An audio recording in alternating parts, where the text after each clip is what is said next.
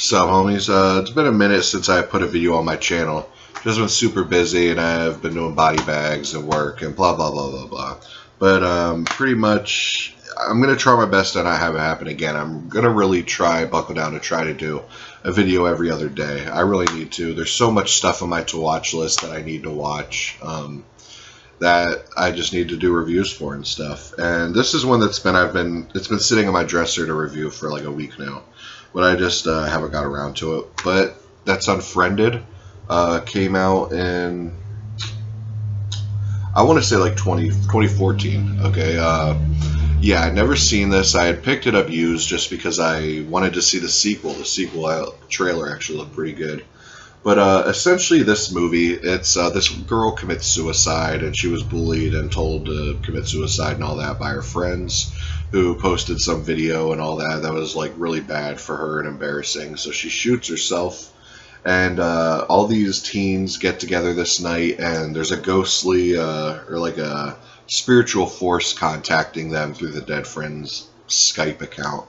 And that's essentially the whole movie. The teenagers start turning on each other, and secrets are getting revealed, and all this crazy stuff like that. And this was one of the first movies to utilize. The whole movie is done in Skype, Facebook, Google, and that's pretty cool. Although I did see movies where it utilized that first. Like I saw The Den, which I liked better, and utilized that whole thing. And there's a segment on VHS. I don't remember what it's called, but the whole thing's done on Skype. So this whole idea now wasn't as fresh to me as it was to other people, because other people claim this was the first that they seen.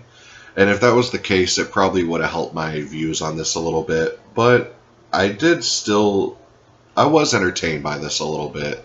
It kept me intrigued. I wanted to see the ending, which I'll get to in a second. But I thought the acting was pretty good. The teens were believable. I thought the drama was believable. The video with the girl committing suicide in the beginning was kind of cool. But not a whole lot happens. I mean, it's really short. It's only an hour and 23 minutes. So after with credits, probably an hour 15, hour 20 minutes. It's a nice little movie. You could find it for like $7 or cheaper. I recommend picking it up. It just wasn't the strongest movie to me. Like I said, it's okay. I probably won't watch it for another 10 years or something. I don't know. Just to see how it holds up technology-wise. But, yeah, there was no scares in it, really. I didn't find it scary at all. Like I said, it was just teenage. They get annoying, but they acted it pretty well. I mean, they did the whole Skype thing well. They actually used the name Skype and Google and all that, so it made it more believable in that sense. It uses the real Skype sounds and all the sounds you hear with all that, so it made it more believable. Now, the ending shot I thought was completely awful. It showed the ghost, and it went a really cheesy route, and it was just bad. It didn't take me out of the movie because it was such a split second jump scare ending, but it made it kind of more goofy. So yeah, that's as far as that goes. I mean, picture quality looks as good as it can. It's all done on Skype and stuff, so I mean, you're not getting really that amazing quality. It's pretty much the equivalent of watching like a Catfish episode on MTV or something. It's that same quality. I didn't check on the disc when I put it in, but on the back of this, it's not showing any special features at all, so I guess this doesn't have any features.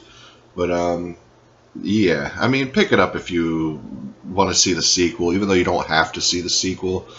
You don't have to watch this to watch the sequel. And I'm going to give my little mini review for the sequel, too, because me and Glenn over at BDG Reviews, we're going to do a podcast on the sequel, but it sucks so bad we decided not to even do anything. I think he liked it a little better than I did. But, yeah, that one, it's more realistic. It's, like, on the dark web and stuff, and this dude steals a computer from his work, and the real owner, who's a part of this dark web syndicate thing, contacts him, saying, I need the computer back, and all that, and, all this chaos and stuff ensues, people dying, It was just boring to me. I didn't think the guy on the dark web was menacing at all. There was like one or two scenes where you actually see the dark web, where it's like this boat going down this tunnel thing. When you see it, you'll know what I'm talking about. I thought that was probably the eeriest part of the whole movie, but yeah, everything was just kind of lame about it. I did like the ending. I got the ending where it ended up being where it was all a game for these dark web people, and they're all placing bets and all that. And yeah, and when I was in the theater, I actually realized I saw both endings. And I remember being really confused when I saw it. I remember because it showed the first ending with him buried under the sand and her, like over texting where you at, blah blah blah. And then the next one was the one where it was all a game or whatever. It was, and then the other one, he was out in traffic or something. See, it was so, I saw like a week and a half ago, and it's already hazy in my mind. I thought it sucked. I remember texting BDG reviews, telling them how awful it was, and yeah, I'm not even gonna buy the second one. So this is the only Unfriended I'll have in my collection, because the second one was just garbage.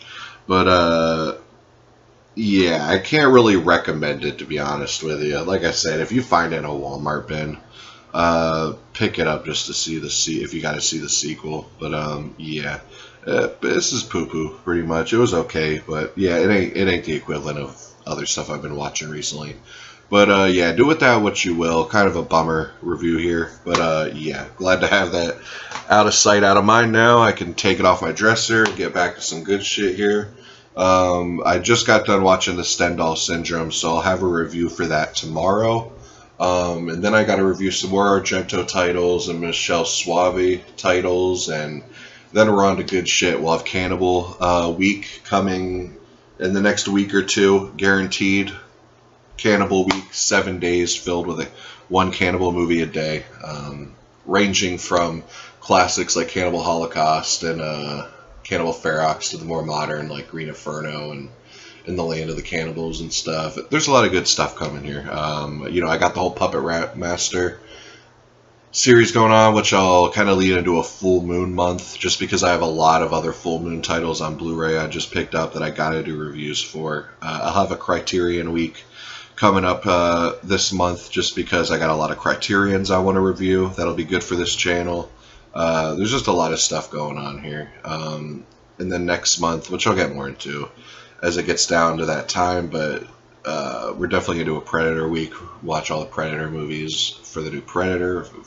And then October is going to be filled with nothing but Halloween stuff, obviously, and you know how it goes. But anyways, guys, thanks for watching. See you guys tomorrow with Stendhal Syndrome. Peace.